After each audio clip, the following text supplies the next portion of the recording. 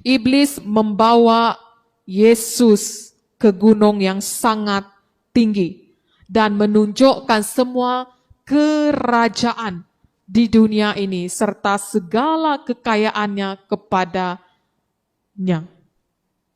Kamu lihat betapa tingginya tempat iblis bawa Yesus sehingga dia boleh melihat semua kerajaan di dunia dan segala kekayaan. Waduh, ini cobaan betul-betul cobaan yang berat, tetapi menarik. Jadi saudara-saudari, apakah di dalam kehidupan kita juga mengalami pencobaan kekayaan, pemerintahan, kuasa? Mungkin juga kan? Dia bagi Yesus lihat kekayaan. Bayangkan kalau kita baru separuh-separuh, ini Yesus dia lihat seluruh kerajaan, segala kekayaan iblis tunjukkan kepada Yesus. Ini cobaan, betul-betul cobaan yang berat, kekayaan dan pemerintahan. Jadi, apa yang iblis katakan? Iblis ini sangat bijak. Kemudian, iblis berkata kepada Yesus, semua ini, dia kata, akan aku berikan kepadamu. Ada syarat dia. Jika engkau sujud menyembah aku. Bayangkan saudara-saudari, Yesus diperhadapkan dengan seluruh kekayaan, kerajaan di dunia. Aduh, bayangkan kalau kita dalam keadaan Yesus. Kita dijanjikan untuk menjadi kaya raya, bukan skim cepat kaya, kita dijanjikan kaya raya. Tapi ada syaratnya. Jadi apa syaratnya? Sujud menyembah aku. Itu saja syarat iblis. Segala kekayaan, kerajaan boleh Yesus miliki hanya dengan satu saja syarat. Sujud menyembah iblis. Jadi dia punya syarat itu tidak susah, sujud, menyembah dia itu saja syaratnya. Tapi mari kita lihat apa yang Yesus lakukan. Walaupun pencobaan ketiga ini sepertinya sangat menarik, sangat boleh membuat orang tertarik, tapi mari kita lihat apa yang Yesus lakukan. Yesus menjawab, kata, pergilah hai iblis, di dalam Alkitab tertulis, sembahlah Tuhan Allahmu dan abdikan diri kepada Dia sahaja. Jadi senjata Yesus kedua masih sama, senjata ketiga ada ini. Tapi dia ada tambahan. Dia orang kata menyahkan, menghalau iblis. Dia kata pergilah iblis. Karena di dalam Alkitab tertulis, sembahlah Tuhan Allahmu dan abdikan diri kepada Dia sahaja. Saudara-saudari, sebelumnya kita boleh melihat ketika iblis mencobai Yesus, pencobaan pertama, pencobaan kedua, dia masih sedia mendengar walaupun Yesus tidak terjatuh, tidak melakukan pencobaan itu. Dia masih lagi setia mendengar. Tapi dalam situasi yang terakhir ini, pencobaan yang terakhir ini, apabila pencobaan itu adalah melawan Allah, Yesus serta-merta menolak dan mengusir iblis. Dia kata, pergilah iblis, enyahlah iblis. Jadi, Yesus sangat bersikap tegas dan sepertinya juga ada bebaur kemarahan. Jadi, ungkapan Yesus ini juga merupakan suatu penegasan, peringatan, dan ia juga menerapkannya. Dia kata, apa itu? Sembah dan abdikan diri hanya kepada Allah sahaja. Saudara-saudari, ayat ini juga memperingatkan kita. Suatu peringatan bagi kita, sembah dan abdikan diri hanya kepada Allah sahaja, bukan kepada iblis atau ilah-ilah petara-petara bukai, ilah-ilah lain. Jadi saudara-saudari, kita juga mungkin diperhadapkan dengan situasi yang sama seperti Yesus. Mungkin kamu digoda, dicobai dengan kekayaan, dengan harta. Siapa yang tidak mau duit kan? Siapa yang tidak mau harta? Jadi hati-hati. Hati-hati dengan syaratnya. Hati-hati dengan apa yang ditawarkan pada kamu. Mungkin kamu tidak sadar karena mata kamu lihat hanya lihat kekayaan. Tapi kamu tidak sadar syarat yang ditawarkan bagi kamu.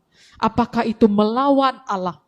Jadi firman Tuhan mengingatkan kita, sembahlah dan abdikan diri hanya kepada Allah, bukan ilah atau iblis. Jadi itulah cara Yesus melewati pencobaan yang ketiga dan yang terakhir. Jadi adakah iblis puas hati? Jadi lihat peringkat cobaan itu makin tinggi-tinggi sampai tahap yang betul-betul di antara orang kata kekayaan ataupun Allah. Jadi Yesus dia bukan saja menolak, tapi dia menghalau iblis untuk pergi. Dan akhirnya apa terjadi? Kemudian yang terakhir, ayat terakhir. Kemudian iblis meninggalkan Yesus. Surrender sudah iblis, dia tinggalkan Yesus. Dan malaikat-malaikat pun datang menolong dia. Jadi Yesus berjaya mengatasi pencobaan yang terakhir ini. Lihat, iblis tidak dapat berbuat apa-apa. Dia hanya mampu menggoda ataupun membujuk, tetapi apabila Yesus tidak berjaya, tidak jatuh ke dalam godaannya, iblis meninggalkan Yesus.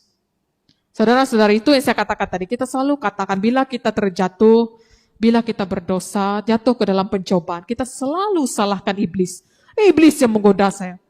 Iblis yang buat saya melihat benar-benar membuat pilihan yang salah. Iblis memang menggoda, itu kerja dia. Tetapi kita juga terjatuh ataupun masuk ke dalam godaan karena kita mengikuti keinginan hati kita sendiri. Iblis tugasnya memang menggoda. Tapi lihat, iblis pun bila dia goda Yesus, mencobai Yesus, akhirnya dia tinggalkan Yesus. Itu berarti apa? Walaupun dia mencobai, menggoda, dia tidak dapat buat apa-apa. Dia tidak dapat berbuat apa-apa. Karena Yesus anak Allah. Begitu juga kita, anak Tuhan. Iblis tidak dapat buat apa-apa. Dia menggoda, dia memang menggoda, mencobai kamu. Tapi akhirnya siapa yang betul-betul orang kata yang menentukan semua ini? Diri kita sendiri. Jadi jangan salahkan iblis selalu. Iblis menggoda saya, suruh saya begini. Pasti iblis itulah yang jahat. Dia memang tugas dia. Tapi kamu, kita sendiri, kita yang seringkali jatuh ataupun masuk ke dalam pencobaan, jatuh ke dalam pencobaan itu karena kita mengikuti keinginan hati, keinginan daging kita sendiri. Kamu lihat, iblis dia tahu firman Tuhan, dia tahu ayat Alkitab. Bagaimana dengan kita? Jadi bila iblis menggodai kita, apa senjata kita, saudara-saudari? Jangan asal salahkan iblis goda, itu memang kerja dia. Dia menggoda, memfitnah, mendakwa dan sebagainya. Tapi dia tidak dapat buat apa-apa dengan kita. Dia tidak dapat, karena kita ada status kita anak Tuhan.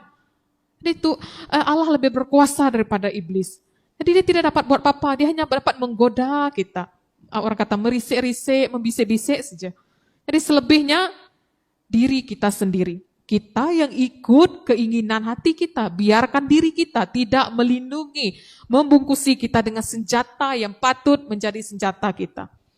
Jadi lihat, iblis juga mencobai Yesus, tapi lihat apa yang Yesus lakukan, apa senjata dia. Jadi tanya diri kita, saudara-saudari, iblis dia tahu ayat Alkitab. Bayangkan kita, kalau kita satu pun kita tidak baca Alkitab, tidak kita tahu satu pun ayat Alkitab, bagaimana kita mau berperang? Kalahlah kita. Jadi saudara-saudari, hal ini sangat orang kata memberi kita satu peringatan dan kesadaran. Jadi akhirnya malaikat datang menolong dia. Jadi semasa Yesus berjuang melawan ketiga-tiga pencobaan itu, tidak ada satu pun malaikat datang untuk support dia, untuk bersama-sama memberi sokongan. Tiada. Yesus satu orang saja. Jadi apa Yesus lakukan? Satu saja senjata dia. Fokus kepada Allah. Firman Tuhan, Alkitab, itulah yang menjadi perisai kekuatan dia. Jadi Yesus melawan cobaan iblis dengan, maksudnya kekuatan, dengan diri dia sendiri. Tiada yang tolong dia. Dan selepas dia melewati semua pencobaan, barulah malaikat, bukan satu saja, malaikat-malaikat datang melayani dia. Lihatlah betapa keadaan yang sepertinya mencabar Yesus, merendahkan Yesus, iblis sepertinya merendahkan Yesus. Tapi akhirnya diimbangi dengan penghargaan. Lihatlah, lepas dia melewati ketiga-tiga pencobaan itu, malaikat-malaikat datang menolong, melayani Yesus.